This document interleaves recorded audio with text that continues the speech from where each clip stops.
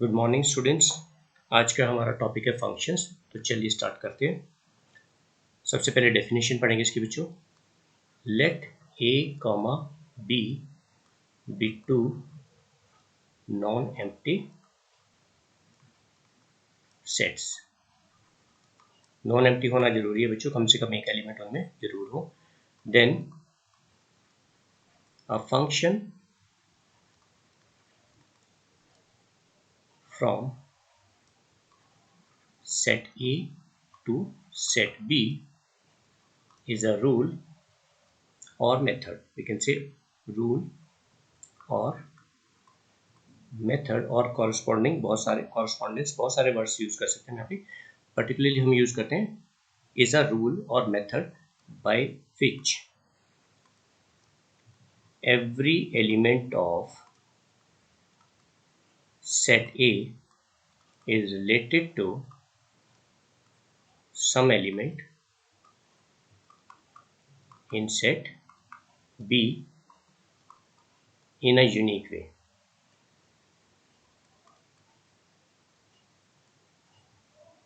In a unique way. चलो इसको example से समझते हैं। मान लो ये हमारे पास सेट है ए, ये सेट हो गया बी। अब हम यहाँ पे फंक्शन को बच्चों नोटेशन ऐसी होती है, इसको सिंबॉलिकली लिखते हैं। F of X is a function from set A to set B defined by, उसका कोई रूल कोई फॉर्मूला भी होना चाहिए। तो हम यहाँ मान लेते हैं defined by F of X equal to X का स्क्वायर। ओके, तो यहाँ एलिमेंट्स की हम बात करते हैं 2, 3, 4। ये मैं एलिमेंट्स लिख लेता हूँ यहाँ पे, और यहाँ पे 4, 9, 16, 36 एक्सेट्रा कुछ लिख लिया मैंने। तो फंक्शन देखिए हमारा कैसे डिफाइंड है बच्चों, कि जो वैल्यू हम यहाँ पे पुट करेंगे एफ एक्स, यहाँ पे एक्स क्या है, ये इनपुट वैल्यू है। Okay, input value and this is output. So input value जो हम कर रहे हैं यहाँ पे, उसका स्केयर कर देना हमें। ओके, तो यहाँ पर जब हम 2 पुट करेंगे तो 2 का स्केयर हो जाएगा 4। सिमिलरली 3 पुट करेंगे, उसका स्केयर 9 एंड 4 स्केयर 16।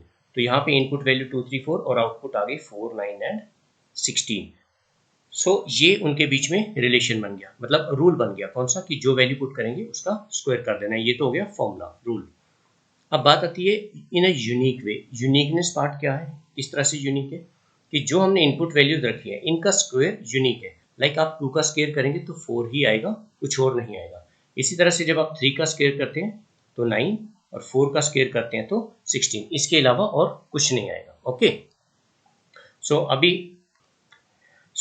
अभी देखो बच्चों, आई होप कि आपको ये समझ में आएगा यूनिकनेस पार्ट, कि जब हम जो भी एलिमेंट है यहाँ पर वो एक ही एलिमेंट से रिलेटेड होगा। ओके, उसके बाद सेट ए में यहाँ पर कोई भी एलिमेंट एक्स्ट्रा नहीं बचना चाहिए। जैसे यहाँ पे 2, 3, 4, 2 4 से रिलेटेड है, 3 9 से, 4 16 से। बी में एक्स्ट्रा बच सकते हैं चाहे ना बचे, वो हम टाइप्स ऑफ फंक्शन में पढ़ेंगे। बट एज फॉर नाउ अभी हमें ये ध्यान रखना है कि सेट ए में हर एक एलिमेंट, एवरी एलिमेंट, जो हमने लिखा था ना, एवरी एलिमेंट ऑफ सेट ए, यहाँ का हर एक एलिमेंट किसी ना किसी से रिलेटेड होना चाहिए, कोई खाली नहीं बचना चाहिए। ओके, फिर यूनिकनेस पार्ट का एक एग्जांपल और ले लेते हैं। मान लीजिए 3 फ्रेंड्स हैं, ए बी सी। ये 3 फ्रेंड्स हैं। इन ए के फादर हैं चौ, बी के फादर हैं आर, ये मान लेते हैं हम, और सी के फादर हैं एस। तो देखिए बायोलॉजिकली जो है हर एक बच्चे का फादर यूनिक होता है। बायोलॉजिकली ये पॉसिबल नहीं है कि एक बच्चे के दो पेरेंट्स हों, ठीक है, 2 फादर हों। सो यहाँ पर क्या है, ये यूनिक हो गया। Father of A is unique, same with B and C. तो ये यूनिकनेस पार्ट हो गया, मतलब 2 नहीं हो सकते, एक एलिमेंट 2 से रिलेटेड नहीं हो सकता। हाँ, 2 एलिमेंट एक एलिमेंट से रिलेटेड हो सकते हैं। जैसे अगर हम मान लें X and Y are 2 brother and sister, ये दोनों भाई बहन हैं, इनका फादर एक ही होगा, ठीक है ना। That is again in we will study it in types of function, लेकिन फिलहाल हमें ये याद रखना है ऑल एलिमेंट्स, सभी यहाँ पे हर एक एलिमेंट यहाँ से रिलेटेड होगा। I hope this is clear to you. उसके बाद बच्चों बात आती है, हम आ जाते हैं सेट्स के ऊपर। मैंने यहाँ पे आपसे इनपुट एंड आउटपुट वैल्यू की बात करी थी। द सेट ऑफ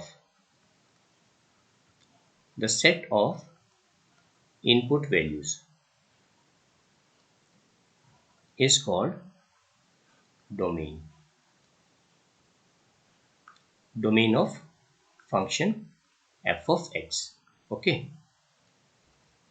तो यहाँ पर इनपुट वैल्यूज हमारे पास कौन कौन सी है, देखिए बच्चों हमने इनपुट करी है 2, 3 एंड 4। तो ये सारी की सारी जो है वैल्यूज का कलेक्शन जो है ये सेट बन गया। सो इसका मतलब हम ये बोल सकते हैं यहाँ पे कि जो सेट ए है दिस इज डोमेन सेट, इसको डोमेन कहेंगे क्योंकि यहाँ पे तो हमने कोई भी खाली छोड़ना नहीं होता।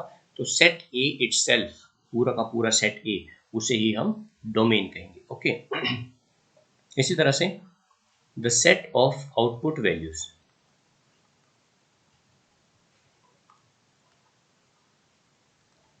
of fx is called range, that is इस फंक्शन की अगर हम रेंज की बात करें तो यहाँ पे रेंज क्या हो जाएगी, range of F X equal to जो आउटपुट वैल्यूज आई है, आउटपुट वैल्यूज है 4, 9 एंड 16, 4, 9 एंड 16, ये आउटपुट वैल्यूज आई है यहाँ पे। ओके सो अब ये देखिए जो आउटपुट वैल्यूज आई हैं बच्चों वो सेट बी से आ रही है। ओके सेट बी से आ रही हैं, लेकिन सभी वैल्यूज बी की जो है वो आउटपुट में नहीं आई हैं।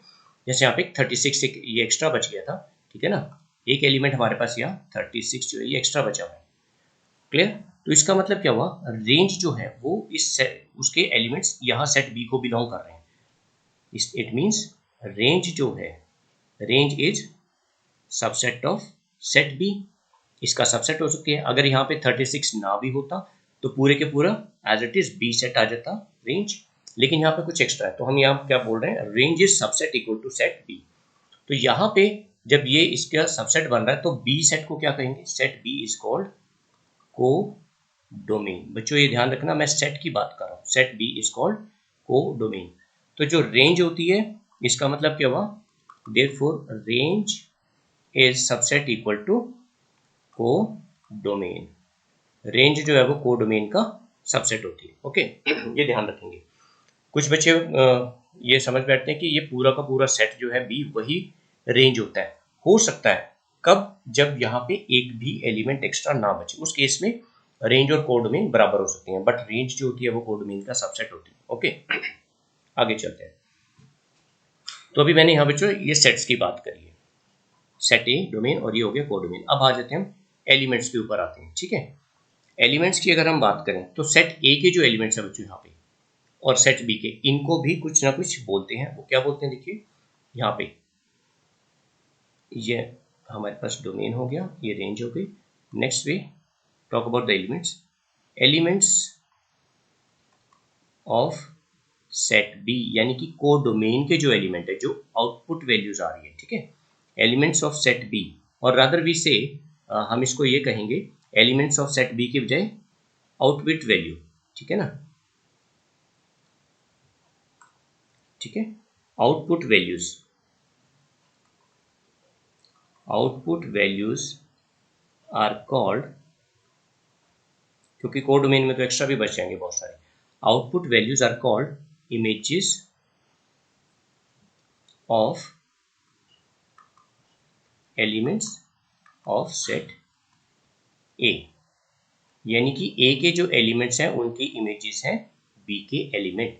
तो यहाँ पे क्या कहेंगे, देखिए जैसे हमारे पास यहाँ पे अभी जब हमने वैल्यूज पुट करी थी तो बच्चों क्या क्या आंसर आ रहा था हमारे पास, इनपुट वैल्यू 2, 2, 3, 4 के साथ हमारे पास आ रहा था 4, 9 एंड 16। सो वी से 4 is image of 2, 9 is image of 3, 16 is image of 4, 16 जो है वो 4 की इमेज है। ओके एलिमेंट्स की बात कर रहे हैं, अगर B के एलिमेंट्स इमेजेस होते हैं तो फिर बात आती है कि A के एलिमेंट्स क्या होंगे। सो इनपुट वैल्यूज, ठीक है, और क्योंकि इनपुट वैल्यूज में तो A पूरा का पूरा कवर होता है सेट, तो यहाँ बात करेंगे elements of set A are called pre-images, इनको बोला जाएगा बच्चों elements of pre images of elements of B. Elements of B की जगह आप आउटपुट वैल्यूज भी यहाँ पे लिख सकते हैं क्योंकि सभी एलिमेंट्स यहाँ रिलेटेड नहीं भी हो सकते हैं। सो अगर 4 2 की इमेज है तो 2 क्या कहेंगे हम, 2 is pre image of 4. Similarly, 3 is pre-image of 9 and 4 is pre-image of 16. I hope ये आपको क्लियर हो गया होगा बच्चों। बहुत सिंपल सी बात है, डोमेन एंड रेंज और फिर इमेजेस क्या होती है सर्च की। सो इसको बहुत अच्छे से क्लियर करना बच्चों, क्योंकि डोमेन और रेंज ये इतना इम्पॉर्टेंट टॉपिक है कि ये हर चैप्टर में हमें जरूरत पड़ती है इसकी, और स्पेशली ट्रिग्नोमेट्री के जो क्वेश्चंस होते हैं, इनवर्स ट्रिग्नोमेट्री के जो क्वेश्चन होंगे वहाँ पर तो हमें, क्योंकि रिस्ट्रिक्टेड वैल्यूज चाहिए होती हैं इनवर्स ट्रिग्नोमेट्री में, वो हम +2 की बात कर रहा हूँ मैं, +2 में आपको चैप्टर आएगा बच्चों, इनवर्स ट्रिग्नोमेट्री होती है। सो वहाँ पर जो डोमेन और रेंज है उसके ऊपर काफ़ी रिस्ट्रिक्शन होती है, ठीक है। तो इस करके जब बच्चों को डोमेन और रेंज का बिल्कुल कंसेप्ट क्लियर होगा, कैसे निकालनी है वो हम आगे बात करेंगे, पर होती क्या है ये पहले जानना बहुत ज़रूरी है। तो इस चीज़ का कंसेप्ट जब आपको क्लियर हो जाएगा, क्या डोमेन है क्या रेंज है, तो आप बहुत ईजिली आगे आने वाले चैप्टर्स के क्वेश्चन कर पाएंगे। जैसे हमारे पास लीनियर इनइक्वालिटीज़ के क्वेश्चन आएंगे अभी चैप्टर, हम आगे वो करेंगे। सो आई होप बच्चों यहाँ तक आपको समझ में आ गया होगा। आप इसको अच्छे से पढ़िएगा, समझिएगा। फिर नेक्स्ट चैप्टर में हम टाइप्स ऑफ फंक्शन की तरफ जाएंगे नेक्स्ट लेक्चर में, और उससे रिलेटेड डोमेन रेंज के क्वेश्चन करेंगे। So till then take care, have a good day.